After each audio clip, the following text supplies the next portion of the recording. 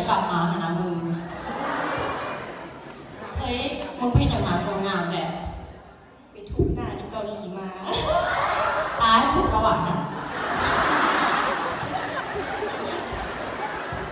เนี่ยนี่ก็ดูแล้วร้อนแต่ไปสู่กะลิมสู่กะลิมว่าอาจารย์งานเลยลูก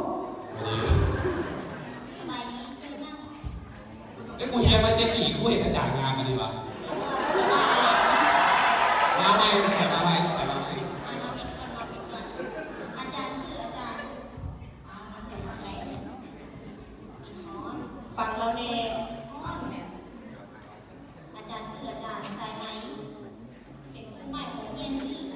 ในจะทำหน้าที่ผู้ประจำห้องนี้สำหรับ2 ทางติดต่อเนี่ย2 แต่ที่2เป็นจนเกิดอาจารย์แล้วไปซูบอาจารย์เนาะแต่เพื่อเดียวเด้อเล่นต่างๆเลยจะหน่อยโทรกลับกันคุณว่าคุณวายเอาก่อนที่จะเข้ากับเรียนใหม่อาจารย์จะให้น้องๆแนะนำตัวเรื่องจากน้องสบายดีอาจารย์น้องชื่อป้าใส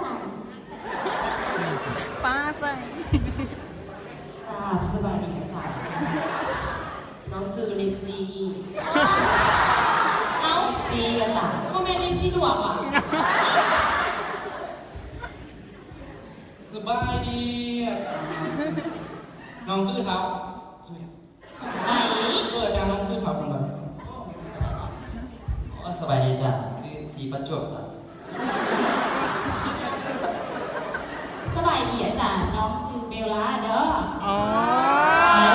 เดี๋ยวรอว่ะมึงหน้าดู มีจริงๆหมดในห้องนี้นี่เหลือน้องเล่นการเล่นน้องอ่ะ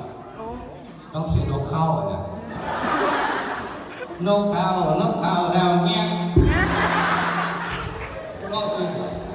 อะไรล้อหยอกซื้อๆเนาะก่อนที่จะเข้าบทเรียนอาจารย์ขอถามบทเรียนเก่าขึ้นเนาะมาใหม่จ้ะ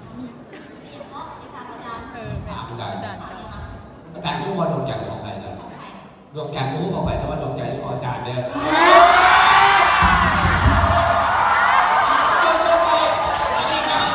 เอาอีกเที่ยวอีก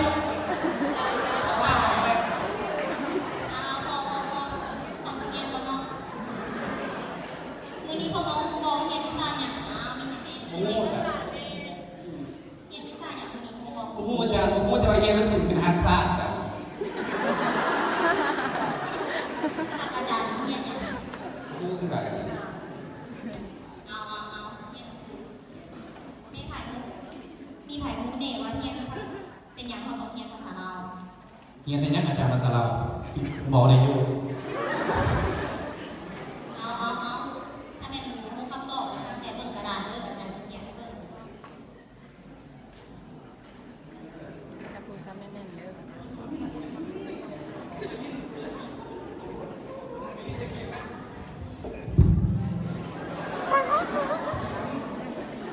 โรงงาน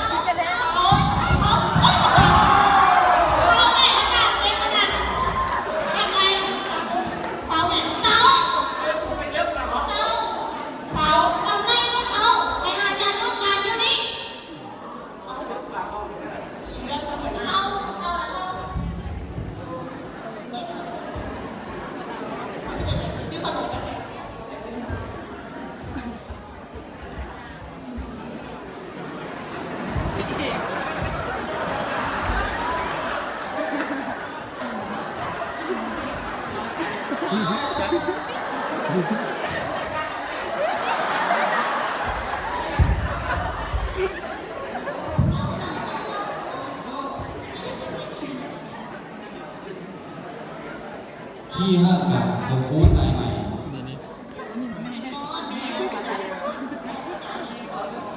งสินเต็มแมนมึงกระเป๋าก็พอแล้วเนาะ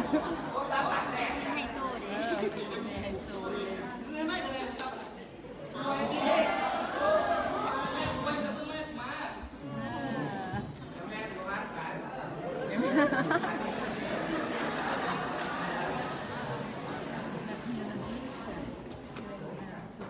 1 ชั่วโมงผ่านไป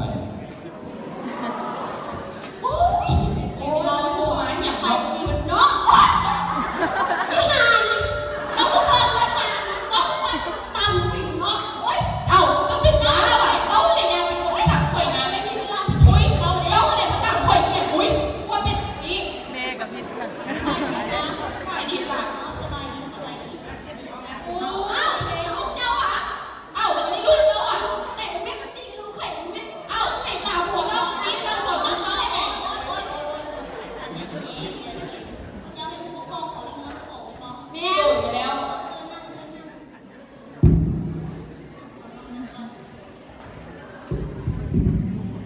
จะไหนเนี่ยอาจารย์จะเบิ่งแยงนักเรียนที่ไหนที่ไหนเขาเจ้าตีกันเนี่ยเนาะเจ้าเห็นอย่างอยู่มาเบิ่งแยงนิดหน่อยดิ สวยเลย เด็กน้อยเที่ยวกับลิงตามภาษาเนี่ย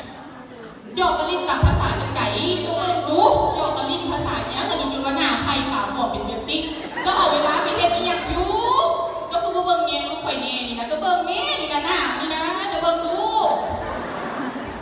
โอ๊ยขอโทษหลาย ขอโทษแล้วมันเศร้าเจ็บปาจะเบิ่งจะพูดคนนี้ข่อยเนี่ยข่อยรักสำไหน ๆถ้าเจ้าเบิ่งแยงนักเรียนสำนึกบ่ได้นะเจ้าเฒ่าเป็นครูซะ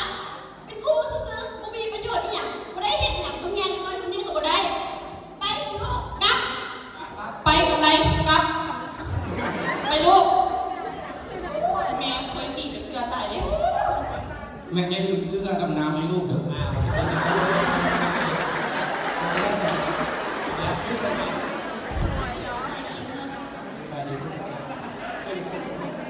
อ๊ยเด็กน้อยมันก็หยอกกันลิงเอง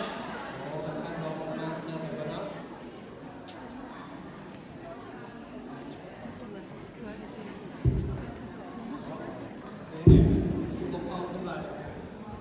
พิ่นก็ว่าน้องหันเบิ่งลูกเพิ่นบ่ได้น้องก็สุดใจเบิ่งทำไหนก็สิไปโพสต์รับเพิ่นเ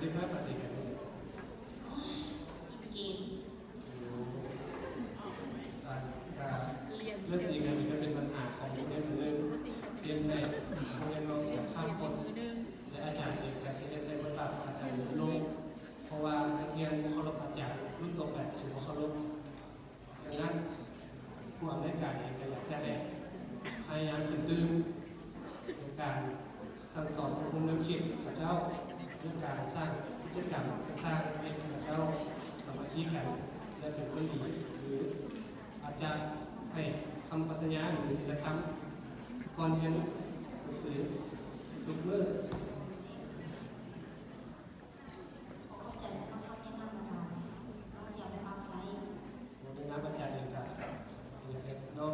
คนเพราะว่าเป็นคนเป็นสิ่งหนึ่งมีค่าและครูก็ต้องเป็นครูศาสตร์เรียนนอกจากศาสตร์ของครูแล้วต้องศาสตร์วิจัยและเจ้าเรียนแบบสองสิ่งนั้นจะเป็นพลังเรียนเช่นแรกในเรียนของเรามีอนาคตที่ดีประเทศชาติจะได้เป็นไปนำท่านชาติจะข้อมูลนะบรรยากาศนี้มันเป็นต้องเป็นเรียบเชิญกลับบ้านได้